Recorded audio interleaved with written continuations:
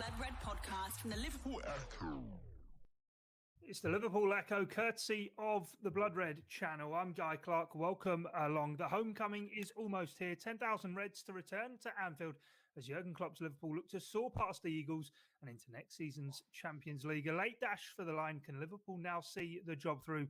We'll be reacting to Jurgen Klopp's press conference, previewing the action and bringing you our team selector and match predictions. To get into that, we've gone big for the final Blood Red podcast. Before the season's conclusion, we've the Liverpool Echo's Liverpool correspondent from his attic to Anfield this season, Paul Gorst, Joe Rimmer and David Lynch here as well. And hope you're all well, guys. Gorsty, I'll come to you first up. And, well, it is all now about, as Jurgen Klopp's been dubbing it, the final.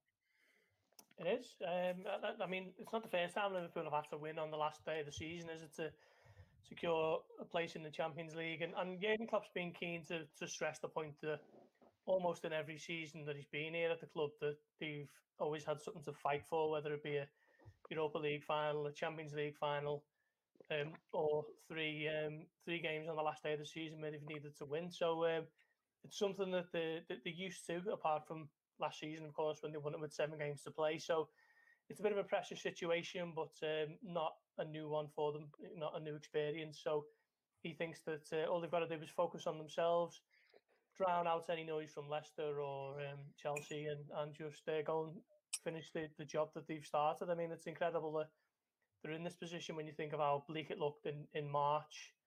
That 1-0 defeat to Fulham really did look like, where did Liverpool go from here, and how low could they actually finish?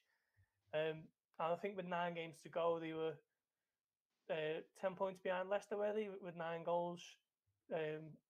The Leicester's goal difference was 9 better than you think of them going into Sunday now. Knowing that a win secures them a place in the top 4. It's just been a really stirring finish to the season, and you think how much better would Liverpool's prospects be if they'd have been in this kind of form for a little bit longer, or even if a couple of results that, I'm thinking about the draw at Brighton late on with the penalty, the couple of late goals conceded against Leeds and Newcastle.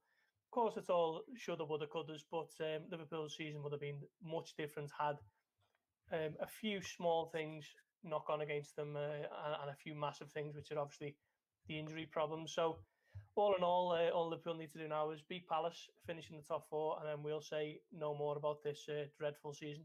Certainly. Aye, Joe Rimmer. Nice to see you back on the podcast, my friend. In terms of nerves, I know for a long while this season you were quite happy to kind of write off Liverpool's top 4 chances, but they've brought themselves back now, haven't they? And given themselves a real good go. Yeah, fair play to them. I honestly thought the damage had been well and truly done.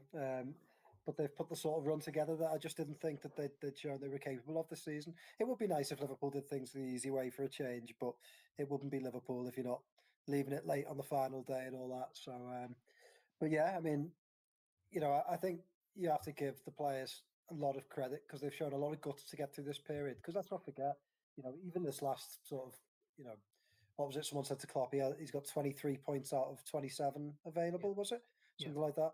But, even during that spell, there's been some damaging setbacks, late equaliser at Leeds, late equaliser at Anfield against Newcastle.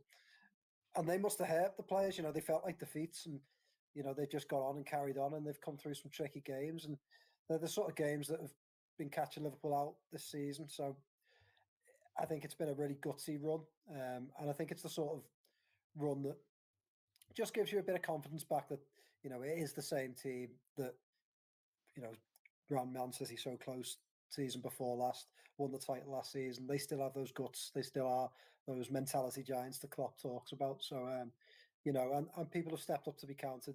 We've said a hell of a lot about Nat Phillips and, whatever he does from this summer onwards, Liverpool fans will have, great memories of him. And hopefully, I hope he sticks around at Liverpool. But he's done really, really well. And then Reece Williams, I think, has been superb in recent weeks, really stepped up. It's been a real breakout season for him and fair play to him. But they're not the only ones, all across the pitch. People talk about Mane being in poor form, but he's just stuck at it and, created a goal on Wednesday night. So fair play to them. They really have gutted it out. So, I think they deserve Champions League qualification. I think this all these players should be in the Champions League, and hopefully they can finish the job on Sunday. Yes, 7 wins in the last 9, Lynch. I don't think many of us saw that coming. Certainly not after the defeat to Fulham.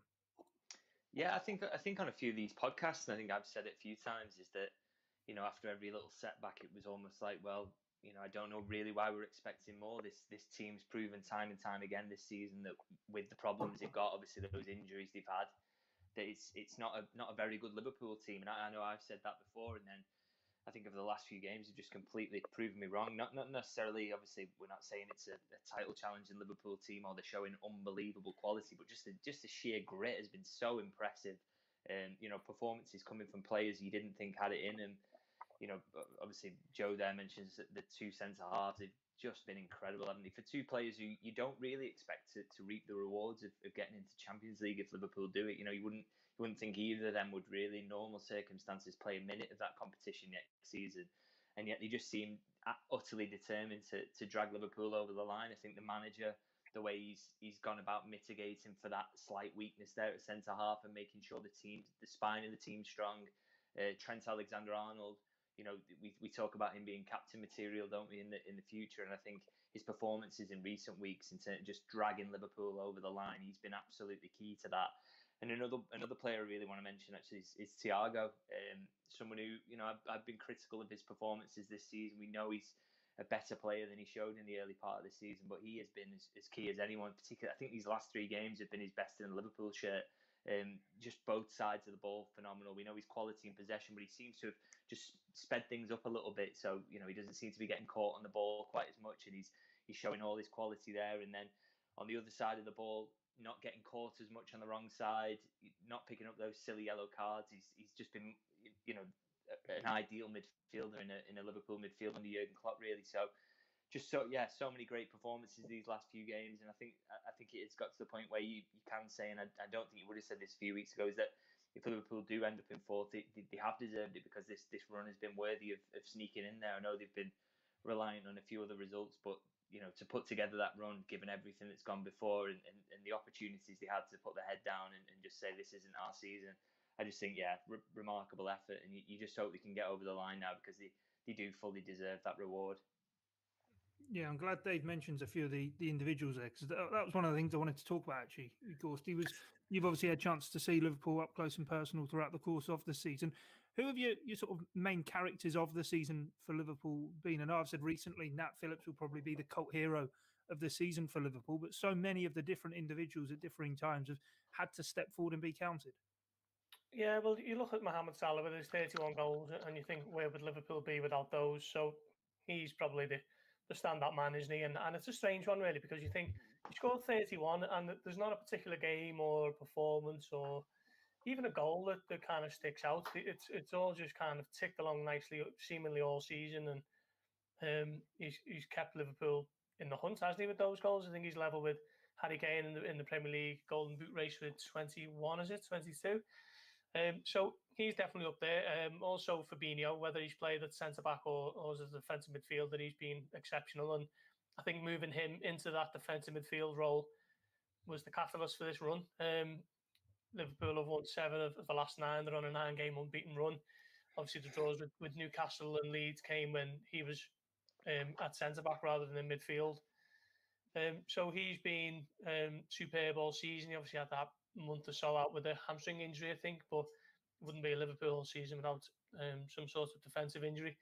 So he's been excellent, and probably in recent weeks, I'd have to say Trent, certainly since March time.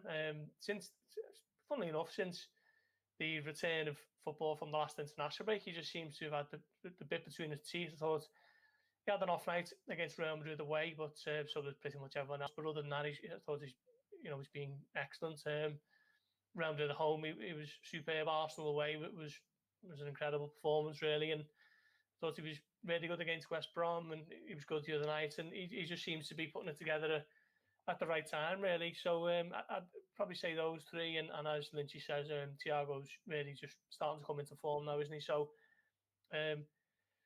let's hope that Jurgen Klopp is right in his assessment that the likes of Matip, Van Dijk and Gomez are back for pre-season, and then once Thiago plays with some of the players, if he thought he was signing to play alongside, then we can see this kind of form on a more prolonged basis.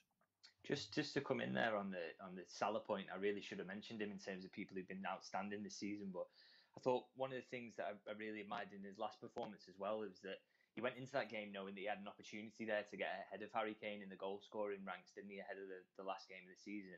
And I just don't think you could see that at all in his play.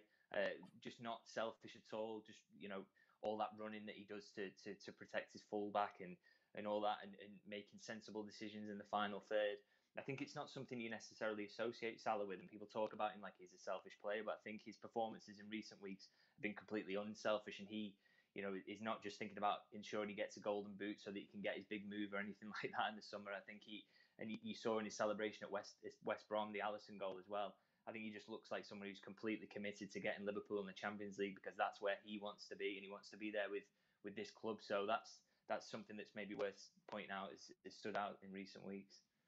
Yeah, definitely. And I think on Trent, Joe, he's kind of personified Liverpool's season, hasn't he? His own season, the fact that at the beginning of the season he couldn't quite get firing on all cylinders, inconsistent performances, you didn't really know what to expect. But as the finish line has come into sight, he's really come on strong and helped haul Liverpool over the line, much like, obviously, for so many years, Steven Gerrard did.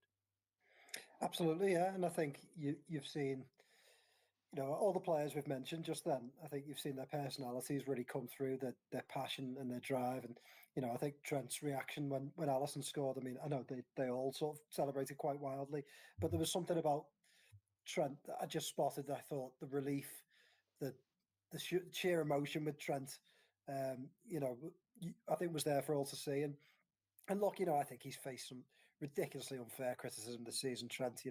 The England thing was perhaps blown out of proportion. Whether he does go with England or not, I don't know. But, I think, on his day, he's superb. And I don't think he's been anywhere near as poor as people have made out at times this season. Yes, he struggled. But, I mean, look through that Liverpool team and find me a player who hasn't struggled at times this season. And you're taking Trent's position is directly affected by the two guys alongside him, which is chopped and changed. We've seen so many injuries there. So to keep some of the standards that he has kept, I think is extraordinary. And I think we should be praising him for that this season and not sitting here criticising, because, I don't know any fullback in the world who wouldn't be affected by having Van Dijk missing. Then you add Gomez, then you add Matip. You bring in a new centre-half in Kabak and two young players. Trent's a young player himself, and he's having to play alongside players with far more inexperience. So I think, that this season for Trent has, some of the criticism has been wild, and fair play to him. He's come through at the end there, and he's really, really showing his form. And England will be daft not to take him, but Liverpool will be beneficiaries, and he'll be a big player for Liverpool next season, I've no doubt. And just to pick up on a couple of things the lads said, Thiago, again, I think Thiago's personality is really starting to show. I thought at West Brom, he took control of the game and really kept Liverpool on the front foot and kept the pressure on West Brom right to the very end, and was getting into shooting positions. I think he's such a lovely striker of the ball. I'd like to see him score a few more goals. Thiago, I think he can get into those positions, and there was one or two deflections, a good save, wasn't there, from the goalkeeper? But I think Thiago really, really starting to stamp his authority on Liverpool in the last few weeks. And Salah, I mean, what can you say about Salah? Lynch just nailed it in terms of the sort of performance he had on Wednesday night. But there's this misconception that Salah's selfish. I don't think you can be selfish to play in this Liverpool team and to achieve the things that they've achieved in the last few years. Salah works as hard as anyone. He's just a goal scorer extraordinaire. And you look across any goal scorers, they're all selfish in their own right. Harry Kane shoots more than anyone. If you watch Harry Kane, especially a couple of years back, he would shoot from everywhere. And Salah's not one of those that takes a lot of shots, but when he gets in front of goal, he doesn't always look up and pass, and that's fair enough, isn't it? His goal record speaks for itself. So, he's one that's really, really kept his standards. Probably what I said before, he's the only player really that has just been at his best the entire season. I think Salah's been great. So, fair play to them. Fair play to them. Yeah, I might be wrong, but I don't think Mo Salah either has ever come out and tried to claim goals quite vociferously as Harry Kane does. But anyway, we can tell you support there, Guy. Yeah, exactly. We've spoken about which players have been key for Liverpool during this run-in, but Gorst, just in terms of if Liverpool do see this through then and get it over the line, how big an achievement will it be? Because I think if we spoke at the beginning of the season and said it would take till Liverpool the final day of the season to reach Champions League qualification, we all would have thought, well, why has that happened? But the way in which they have come back to get this does feel as though it's something special that they are on the verge of achieving. Yeah, I mean, if you look back to the start of the season in September, and if someone tells you that Liverpool are going to be going into the last game of the season, looking to wrap up fourth, you'd kind of think, well, what's gone wrong? Well, what has gone wrong is pretty much every defender that they've had has pulled up lame, haven't he? From the world's best defender in Van Dijk to Joe Gomez a few weeks later. Joel Matip, I think he only made 11 appearances this season before his season was finally called time on in January. Even Kabak and Ben Davies, the lads who were brought in to ease the crisis, have only added to it in recent weeks. So Liverpool are going into this with Nat Phillips and Reece Williams. And let's face it, the players who some fans might have even heard of, as recently as September. Particularly in the case of Williams, who only made his debut in September against Lincoln, I think it was in the League Cup. Phillips obviously played in that FA Cup game against Everton, but Liverpool are going into it with those two at the back, and they need to win to finish in the top four. So I wouldn't be putting it.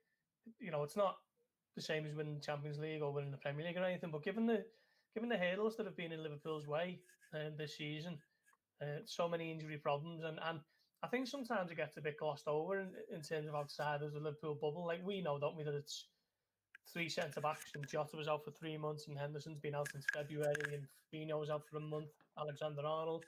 Pretty much everyone's had an injury this season except for Wijnaldum, Robertson and Firmino. Even Alisson's missed a few games, hasn't he? So pretty much everywhere you look in this Liverpool squad have missed, a quite significant chunk of games.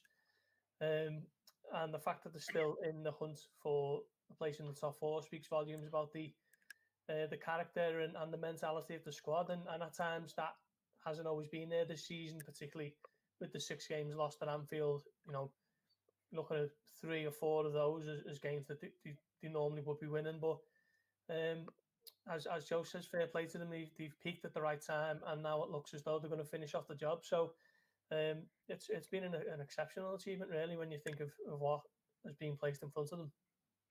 Can I just come in there and just say, like Gorsty says, I think Liverpool's injury problems, and I know we've spoken about them on every podcast and people might be sick of hearing about it, but they have been glossed over. Reece Williams is a good example. I just checked them when you were talking, Paul. He's made 18 appearances for Liverpool this season. And you think about, during the United game, Gary Neville on commentary made a song and dance about Harry Maguire not being available. Yeah. And I was thinking, imagine if I've just had a little look to see who United's perhaps Reece Williams equivalent is. Has anyone ever heard of William Fish? Have you ever heard of him? So he's an 18-year-old centre-back. Imagine if United had played with him and he'd made 18 like a fish out of water. Well, there you go. Say you on that. I might have picked him because he had an interesting name, but in general, I think the point stands is that, can you imagine if United had Bally, Lindelof, Maguire, Phil Jones, all of these players out injured, and they were dealing with that sort of issue, and then they brought in someone on loan in January, and he went out injured for the last 5 or so games of the season. It's quite extraordinary, and I don't quite think that anyone outside of the Liverpool bubble realises what Liverpool have dealt with this season. But to get through and to get into the Champions League, it's a pretty good achievement, and they deserve a lot of credit for that. So if they do it, all credit to them, because it has been a real tough season. And I'm just looking at the Premier League table here as well, and the only teams so Liverpool have conceded 42 this season as well, and the only teams who've conceded fewer goals are Manchester City, Chelsea. Oh, there you go. Manchester City, Chelsea, and Arsenal, I think, are the only teams who've conceded fewer goals.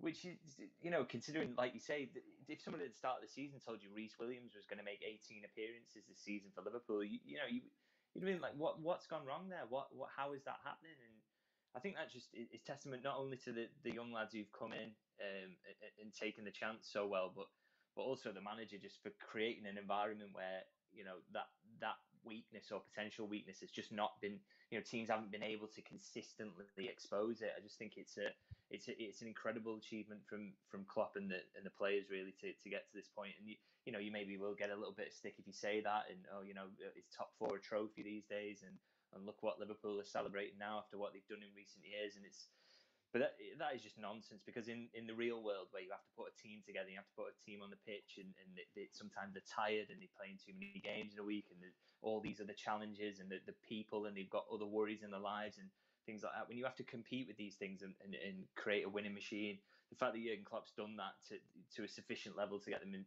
fourth, it's just remarkable, I think. Yeah, fair play. Right, in terms of Jurgen Klopp, then he's been speaking in his pre-match press conference ahead of the Crystal Palace game, Gorsty, and a fair bit of the concentration of what he was asked about was about Jorginho Wijnaldum. We've known all season that his contract is ticking towards an end. He was asked, is this going to be the swan song, the finale for Gini Wijnaldum? But didn't really get a straight answer, did we? We didn't know, but you look at it now, 21st of May. I think his contract is up in June. Don't need to be a particularly skilled artist to join the dots on that one, do you? It's looking like this is going to be his final game for Liverpool, and probably one where he's going to captain the club. With Henderson out, Van Dijk and Milner might not be starting, so he's going to give us all right until the very end. I didn't think he was at his best at Burnley, but he's been an absolute Iron Man for Liverpool this season. I don't think anyone has played more than him. I haven't checked it, but I know he's certainly up there with maybe him and Robertson. And he hasn't let them down again, has he? He's been superb. And there's been times when you've watched him and you're thinking, why are Liverpool? Why have they got to this point? He's still such a vital part of the team. Why are they allowing themselves to get to this position where he's weeks away from leaving the club and he can speak to whoever he wants? And it appears as though Bayern Munich are getting a mention at the moment, doesn't it? It'd be a shame to see him go, and I think it's going to cost Liverpool 30 million plus to replace him, because he's that important and he's that good. And it'd be a shame to see him go, because when he leaves this club, he's going to look back. He's going to look back on Gini Wijnaldum, and he was almost at the first Klopp signing, wasn't he? That summer, 2016. Just been a hero for this football club and what they've won over the last 2 years or so. He's been vital to it, so he'll leave with all the goodwill in the world and a massive pat on the back. Yeah, and he's been heavily underrated at times. I know around the turn of the calendar year, Joe, I was sort of thinking to myself, pulling my hair, what left of it I have out, thinking... I was going to say, what hair? Exactly. On the side. Can you get hold of that? Yeah, just about. I was thinking to myself, well, why are Liverpool allowing this player to walk out? But now, as you said before, with Thiago coming into the side as he has and Curtis Jones getting fit again, it feels as though it is now part of that evolution. You can see what the thinking is there. And albeit he's been a fantastic player for Liverpool, maybe it is, rather than hand out a big contract, time for all parties to move on and have a parting of the ways. Yeah, on the surface, it feels like a real crying shame that he's going to leave the club. Like Gorst, he's just said, I think he's been an absolutely brilliant servant for Liverpool. He's been a huge, huge part of what they've done well, and Liverpool fans will love him. And I'm really glad for him that there's 10,000 people there to give him a proper send off, because he deserves it. But Liverpool tend to get these decisions right, don't they? Emre Can, they held out, didn't they? And Chan's gone on, and he's not done badly at Dortmund now. He is, but I don't think Liverpool will ever regret losing him. And when they've had to sell players like selling Coutinho, they've got it right. So I think you just have to trust in what they've done, previously, and the people there, Michael Edwards, Jurgen Klopp, and trust that they're making this decision and they're getting it right. And it's a difficult one, but yeah, I think when they started the season, I think the only game I think they played in was the derby, when it was Henderson, Thiago, and Fabinho. I think once Thiago came in, I suspect that Klopp thought that would be his midfield for the majority of the season. We obviously know that hasn't worked out for different reasons, but I wouldn't be surprised if they're all fit, that is the midfield that starts next season, and with Curtis Jones coming in, because he's had a breakout year. He hasn't played as much in the last sort of third of the season, but for the first 2/3 of the season, he was superb. So, and whether they go out and sign someone as well, just to strengthen that area more, Liverpool will still have options. But yeah, I mean, it does seem a strange one. And I think from the outside looking in, you do wonder why it is they couldn't agree a contract. But I'm sure there are various reasons. And we just have to trust Liverpool. They've got this one right. Yeah, certainly maximised that final year of having him, haven't they, Dave, in terms of how many minutes he's got through with all the injuries elsewhere in the squad. And you wonder on the training ground what influence he may well have had on a player like Curtis Jones, who this season seems to have changed his game an awful lot in terms of fitting into that Jurgen Klopp midfield three. Yeah, I mean, he hasn't been at his absolute best this season, I think it's fair to say. But, he's still been, he still gives you a certain level of consistency. And the fact that he just can get on the pitch every week has been absolutely huge in a season where there's been so much chopping and changing in other parts of the pitch. We maybe didn't mention him because he hasn't been performing at the highest level he possibly could as one of those players. Where would Liverpool be without him? But I actually think, this season they would have, if he hadn't been available as well and had any sort of injuries, then they would have really been in trouble in terms of in that midfield area at times. So yeah, he's going to be a big miss. And I think it's been interesting, hasn't it, to see how he's been used by Jurgen Klopp since he signed, because coming in from Newcastle, he was that sort of number 10 position, scoring goals constantly. And I don't think anyone really expected him to come in and play the role he has, but he's just such an intelligent footballer. And I think there was a moment in the game at Burnley, actually, where I think we just summed him up, and it sort of got to me just because I'd seen a tweet earlier in the day that sort of said it lined up Wijnaldum's statistics against, say, Naby Keita, and said, look, he's not very good at this, and this. And I think there was a moment in the Burnley game. So Robertson, he wins the ball at the back and it starts to sort of charge out of defence, and his touch is a little heavy, and you can see that the Burnley player,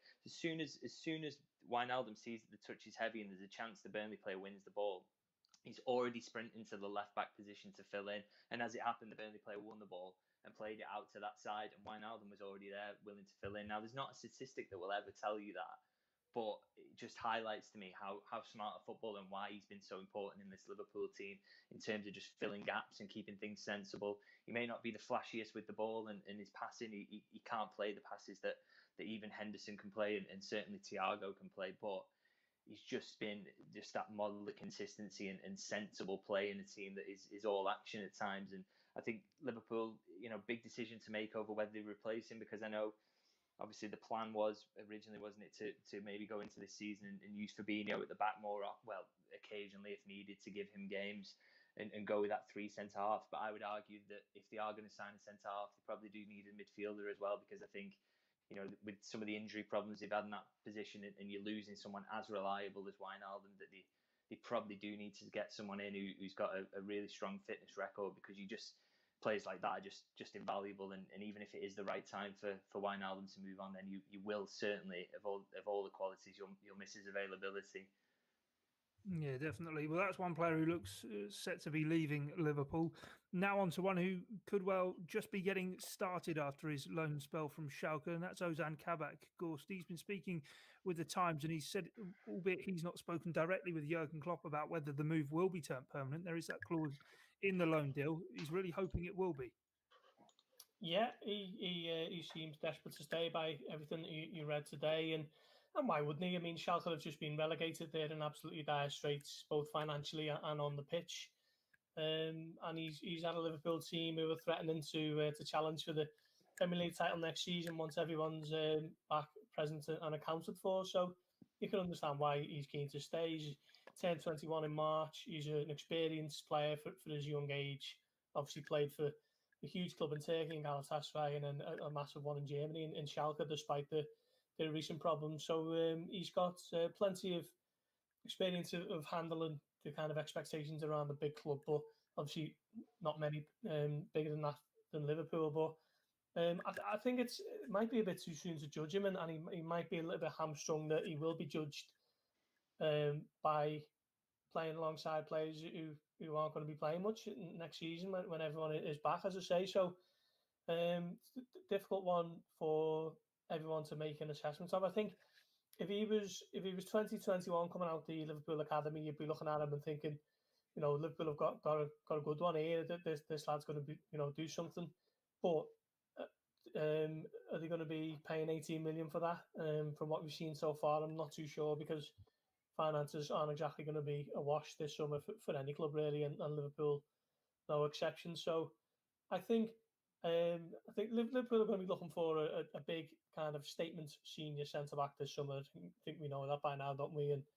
And I'm not sure whether Kabak is that. I think the only way I see him staying now is if they can really haggle the arm off Schalke and get them down to maybe half of what the 18 million asking price is at the moment. I asked Jurgen Klopp about this in his press conference. I'm not sure what I can say because it's a 10:30 embargo, but he was full of praise for Kabak and kind of talked up his personality and how well he's handled being at the club. But it's a decision that Liverpool are going to have to look at over the next week or two seriously, I'd imagine. Is it one of those as well, Joe, with Nat Phillips and just how well he's come on? £18 million could be spent elsewhere.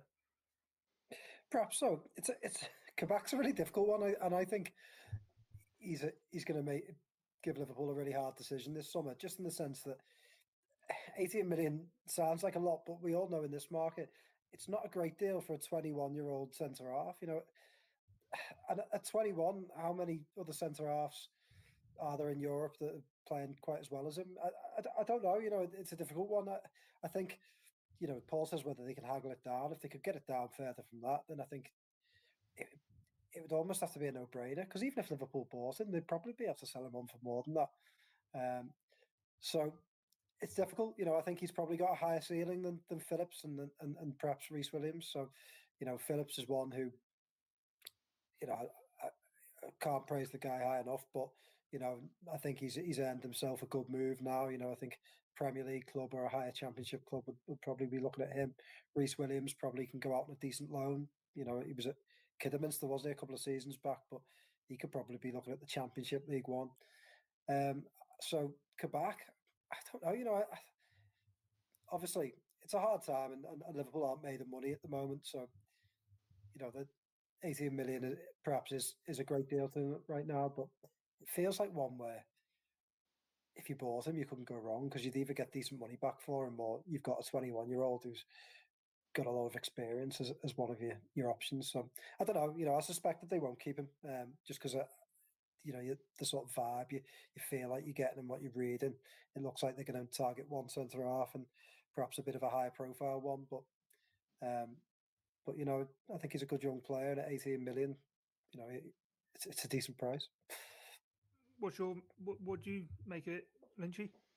I think just with Ibrahima Konate and the links there, and I think Liverpool are making absolutely no secret of the fact that there's interest there, and I think when they do that, when they're being that open about having some interest in a player, I think it's maybe further along than further down the line than they would maybe let on to us at times. So I think certainly if they get in the top four, I think there's all that talk about the fact that you would have to pay the release clause in a lump sum, but I think Champions League football will be able to guarantee them to do that, particularly with this Redbird investment that's come in recently as well. I think Liverpool know where they're up to financially and know that that they could get Ibrahima Konate and do that deal. In personal terms, don't seem like they'd be an issue. I think those are already pretty much sorted. So yeah, I think with the fact that they know they're going to do that deal, or think that they should be able to do that deal with Champions League football, it just puts Kabak in too difficult a situation. They know that he'll need minutes to develop in the same way that Konate will. But if you're going to do one deal, then you can't necessarily give Kabak the minutes he needs to reach the level you want at Liverpool. So I think that's possibly going to cost him a move. I think I agree that Phillips, he's at an age where he will move on. So I think. And Williams obviously has been pushed into the first team quicker than he would have liked, so a loan for him, I totally agree that's the plan. But I think you could make an argument about 5 centre backs, but I just don't think that's Jurgen Klopp's style to sort of hoard players in a certain position. So I think maybe I think that the idea that they're so keen on Konate and Kabak wasn't, to be honest, a player they were massively keen on signing at the time, which is why the deal is made up in the way it is. I think his future lies away from Anfield, to be honest. Yeah, certainly. We'll have to wait and see how that one does play out. Before we get on to our team selector and look ahead to Crystal Palace, Gorsty, one other bit of news to catch up on from the last week is the announcement of the new supporters board that Liverpool confirmed yesterday, and the role, obviously, following the fallout from the Super League, that fans will have in terms of decision making now at Anfield. Yeah, pretty progressive step forward, isn't it? Liverpool have obviously been in talks with Spirit of Shankly for best part of a month, really, since the whole Super League debacle came and went within those 2 crazy days. So it looks like it's going to be a good thing going forward. I'm not too sure whether we'll hear much about it. And I imagine if we ever do, then something's probably gone wrong, hasn't it? Because that means that Spirit of Shankly have been consulted by Liverpool on a certain decision, and they've kind of laid out the lay of the land as far as the fans are concerned, and Liverpool have ridden roughshod over it again. I think that is probably the only time that we might hear about this particular agreement or partnership, or however you want to phrase it. What I thought was interesting as well was Fenway Sports Group have accepted the need to stump up for any Super League financial sanctions that come Liverpool's way. And I think that's only fair and right, isn't it, given that this wasn't a decision made from the football operation side of the club or, certain people in the club. This was essentially an ownership call that everyone vehemently disagreed with and left quite a lot of employees disillusioned and angry, to be honest. So, yeah, it's a good step forward. I think they're going to meet maybe once or twice a year to kind of see what the agendas are and what's going to be coming forward. But yeah, it is good news, but I'm just not sure how much we'll hear about it going forward.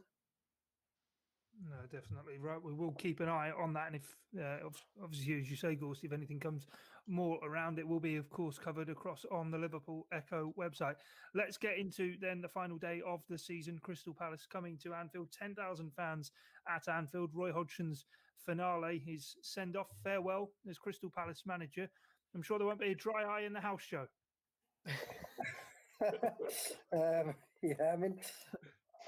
I'm sure there won't. No, I don't really know what to say about that. I mean, it's a slight shame for Roy Hodgson that it's the last game is at Anfield, isn't it?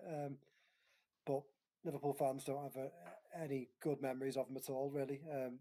It was just the worst 6 months to be a Liverpool fan. So I don't really know what to say, to be honest, Guy. Fair enough. No, I just wanted to throw that at you and see what the reaction was, and it was. I don't want to kick a 72-year-old man, like when he's leaving the club. So I'll just leave it there. But yeah, I'll try to block that period out of my life, to be honest. No, fair enough, Dave. In terms of the opposition, the 7-0 win in December at Selhurst Park, could Liverpool have handpicked a better opponent for needing a win on the final day? I think they possibly could, to be honest, because I think, Jurgen Klopp said it in his press conference earlier, that 7-0 win was just one of those days where literally everything Liverpool hit went in, and Palace had the dangerous moments in that game. It's easy to forget. It was just a day where everything went right. I think, typically games against Palace have been quite difficult, haven't they? So, they're a team who's set up well to counter and have got real quality in those wide positions that can cause you trouble. So, Liverpool should not be taking this for granted. I just think the fact the fans are back in, and Liverpool's objective is so clear that if you win this, you're in the Champions League. I think that will be hugely helpful to them, and hopefully prevent them, falling down to any shocks or anything like that. But yeah, I think there's easier teams to face, that's for certain. Because I think only the last game against Palace at Anfield was the first game after the COVID restart. Liverpool were absolutely perfect in that game. I don't think Crystal Palace touched the ball in their box. But aside from that, Crystal Palace games at Anfield have been really tricky. So, yeah, they've got to be careful, I think, and not think that this job is done, because this is another big test, even with the fans in. Yeah, Wilfred Zaha went off after 15 minutes in that, wasn't it? And he was their game plan in that one to try and get Liverpool on the break, but that didn't work out for them. Joe, I'll be a bit kinder and come back to you with a proper question. In terms of a side who aren't going to go down, that is their remit every season, Palace, to stay in the Premier League. A manager leaving and half a squad effectively out of contract as well. 10,000 fans inside Anfield. I'd say what I said to Lynch. Surely it's the ideal fixture. I don't know. Don't be saying about, that. Yeah, don't be saying that. No, don't be saying that. And there's something about Crystal Palace that just makes me feel uncomfortable. They're just, I mean, it's just there's just a couple of experiences with Palace, isn't there? You know, like I even go back to I remember one in 2001. I'm sure they knocked us out the FA Cup or something. They're just something about. They won the first leg of the League Cup semi-final, didn't they? I don't know. I just seem to have bad memories with Palace. Obviously, the 3-3, Steven Gerrard's final game, and all that. They're just spoilers, aren't they? And there was that one Allardyce one of the other year. You know, I'm not going to be counting any chickens because I think they'll make life different. You know. He's back. He's back. Sorry, I can't remember what it is. But anyway, they're the sort of team that make life difficult for you. You've got two very good wingers and can hit you on the break. And, you know, Christian Benteke suddenly decided to start scoring again, which is good for Liverpool. So he loves to visit Anfield as well, doesn't he? Oh, yeah. So don't you start with all that, guy. Just you be quiet till Monday, and then we can act like we were never worried. No, exactly. All right, let's get into our team selection then. Alisson in goal.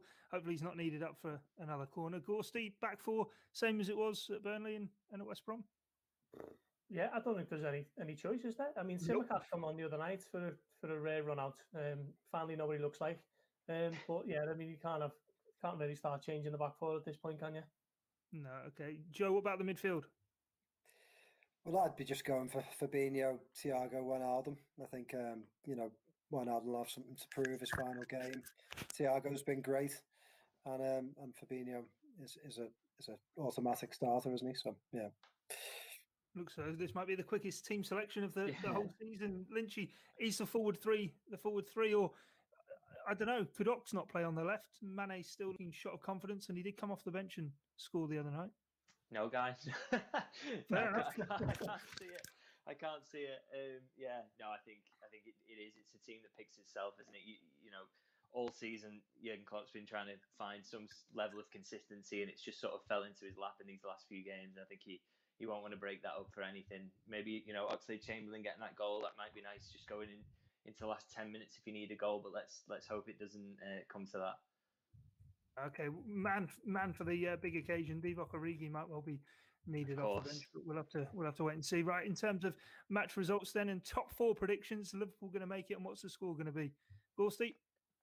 Do you know what? Right, Joe's just been giving it the big, oh no, it's Palace shtick, but I think that's just massive kind of crying it in perception, isn't it? Liverpool beat them 7-0 earlier this season, and they've got a great record against them. They did win in April 2017, but different Liverpool team. With 10,000 fans inside Anfield, I think this would be fairly routine, and I think Liverpool are going to win by 3 or 4, to be honest. So Leicester would have to win by 7 or 8. Then, Joe, what about yourself? 3-1 Liverpool for all that. You know, I'm just saying, like, I'm not going to sit here and go, "Oh, Palace are crap, we'll easy win," because I don't think that's the case. But you know, like, you've still got to fancy Liverpool. They're still at home, and yeah, they've got 10,000 fans behind them, and you know, there's been a real momentum about them. But I still think Palace are. They've spoiled. I get what you mean, Gorsty, but they've spoiled on big occasions, haven't they? You know, the 3-3, and then you know that 2-1. I remember them feeling like a bit of momentum, and and I don't know, the Gerrard game as well really left a bad taste. You know, even though Liverpool were awful that season, they went a goal up, and so that's I suppose where that comes from. But yeah, you still got to fancy Liverpool in this. Yeah, Lynchy. Yeah, I think there's so much more quality, isn't it, in this Liverpool team than the ones that have sort of suffered those disappointments against Palace in the past. So, and I think if Palace were to win, they would need to capitalise on every single mistake that Liverpool made, really. You know, particularly with the fans in, just giving that extra little boost and the players knowing what's at stake. So, yeah, I think 3-0. And I also think Leicester are going to lose as well. So it's going to be comfortable in the end. And Chelsea are going to lose. We'll have to wait and see. Yeah, why not? Imagine if they finish third. Liverpool finish third. Considering how the season's gone. Yeah, I wouldn't rule anything out the way this season has gone. But anyway, that's it from us for this edition of the Blood Red podcast. We'll be back on Monday, of course, with all the reaction from Anfield. In the meantime, stick across everything on Sunday afternoon across on the Liverpool Echo website, and we'll have plenty of content for you to come here too on Blood Red. But from myself, Guy Clarke, Paul Gorst, Joe Rimmer, and David Lynch, thanks for your time and your company. It's bye for now. This is the Blood Red podcast.